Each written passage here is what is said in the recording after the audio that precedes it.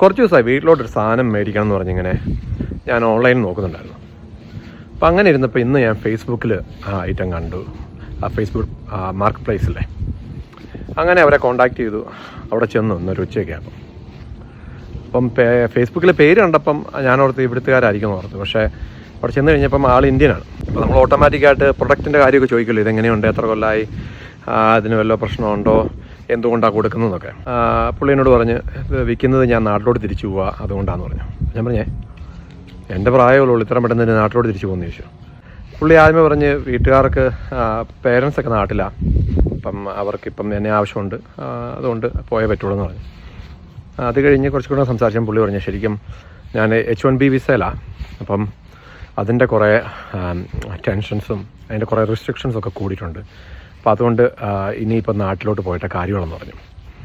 അപ്പം ബേസിക്കലി എനിക്ക് തോന്നുന്നു ഞാൻ ഇന്ന് പോയി കണ്ട വ്യക്തിയുടെ ഫാദറിന് ഈയിടെ ഒരു ആക്സിഡൻ്റ് ആയപ്പം മകനല്ല പറ്റും, മകനോട് വിളിച്ചു, എടാ നീ ഒന്ന് വരണം എന്ന് പറഞ്ഞു. പക്ഷേ എനിക്കിതിൻ്റെ ടെക്നിക്കൽ പരിപാടി അറിയത്തില്ല. അതായത് ഈ H1Bയിൽ ഇവർ എനിക്ക് ഒരു 3-4 വർഷത്തിനാണ് കൊടുക്കുന്നത്. അത് അവസാനം ആ ഒരു 3 വർഷത്തിൻ്റെ സമയമാകുമ്പം പിന്നെ ഇവർ സ്റ്റാമ്പ് ചെയ്യണം ആ വിസയുടെ. അപ്പം നേരത്തെയൊക്കെ ഇന്ത്യയിൽ ഇവർ പോയാലും ആ ഒരു സ്റ്റാമ്പ് ചെയ്യുന്ന സമയത്ത് അവർ ഇന്ത്യയിൽ പോകുന്നെങ്കിൽ ഇവർക്ക് ഇന്ത്യയിൽ നമ്മുടെ ചെന്നൈയിലോ ബോംബെയിലൊക്കെ പോയിട്ട് അവിടുന്ന് സ്റ്റാമ്പ് ചെയ്യാമെന്നാണ് പറഞ്ഞത്. പക്ഷേ ഇപ്പം അവർ ആ ഒരു സ്റ്റാമ്പ് ചെയ്യുന്ന സമയത്തെങ്ങാനും ഇന്ത്യയിൽ പോയി കഴിഞ്ഞാൽ ഇവർക്ക് ഡേറ്റ് കിട്ടാനല്ലോ, 1.5 കൊല്ലം 2 കൊല്ലമൊക്കെ വെയിറ്റ് ചെയ്താലേ ഒരു ഡേറ്റ് കിട്ടുന്നുള്ളൂ. അപ്പോൾ ഈ പറഞ്ഞ വ്യക്തിയുടെയും സ്റ്റാമ്പ് ചെയ്യുന്ന സമയമായി. ആ സമയത്ത് തന്നെ പേരൻസിന് ഇങ്ങനെ ഒരു ആക്സിഡൻറ്റ് സംഭവിച്ചുകൊണ്ട് പുള്ളിക്ക് പോയേ പറ്റുള്ളൂ. അപ്പം പുള്ളിക്ക് ഇപ്പോൾ അറിയാം ഇനിയിപ്പോൾ പോയി കഴിഞ്ഞാൽ തിരിച്ചു വരാൻ പറ്റത്തില്ല. അപ്പം പുള്ളിയുടെ ഇവിടെയുള്ള അസറ്റ്സും കാര്യങ്ങളൊക്കെ, കാറ്, വീട്, അങ്ങനത്തെ ഉള്ള കാര്യങ്ങളൊക്കെ പുള്ളിക്ക് നഷ്ടപ്പെടും. അതുകൊണ്ട് ഇത് വിറ്റിട്ട് പോയേ പറ്റുള്ളൂ. അപ്പം പുള്ളി പറഞ്ഞ് എടാ ഞാൻ മാത്രമല്ല, ഇഷ്ടംപോലെ പേര് ഇതുപോലെ സ്ട്രഗിൾ ചെയ്യുന്നുണ്ട്. അതായത് പുതിയ വീടെടുത്തിട്ട്, ഈ പുള്ളിയാലും വീടെടുത്തിട്ടില്ല എൻ്റെ അറിവിൽ, പുള്ളിയോട് പറഞ്ഞില്ല.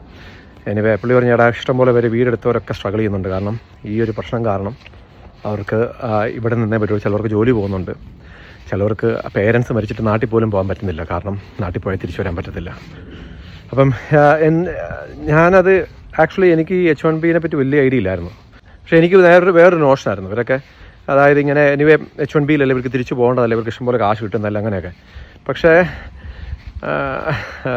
Don't judge a book by its cover എന്ന് പറയുന്ന പോലെ ഇവരുടെ ഒരു അവസ്ഥ കണ്ടപ്പം ശരിക്കും എനിക്ക് തന്നെ ഒരു കുറ്റബോധം തോന്നി. അതായത് ഞാൻ ചിന്തിച്ചതും എൻ്റെ ഒരു ചിന്താഗതിയൊക്കെ തന്നെ തെറ്റാണല്ലോ എന്ന്. അതായത് ഇങ്ങനെ ഫാമിലിയൊക്കെ ആയിട്ട് ജീവിച്ച് ഒന്ന് സെറ്റിലായിട്ട് വരുമ്പം പെട്ടെന്ന് ഒരു നിയമം മാറുമ്പോൾ അവർക്ക് ആ ഒരു സ്ഥലം വിട്ട് വേറെ സ്ഥലത്തോട്ട് പോകുന്ന പറഞ്ഞാൽ ഈസിയല്ല.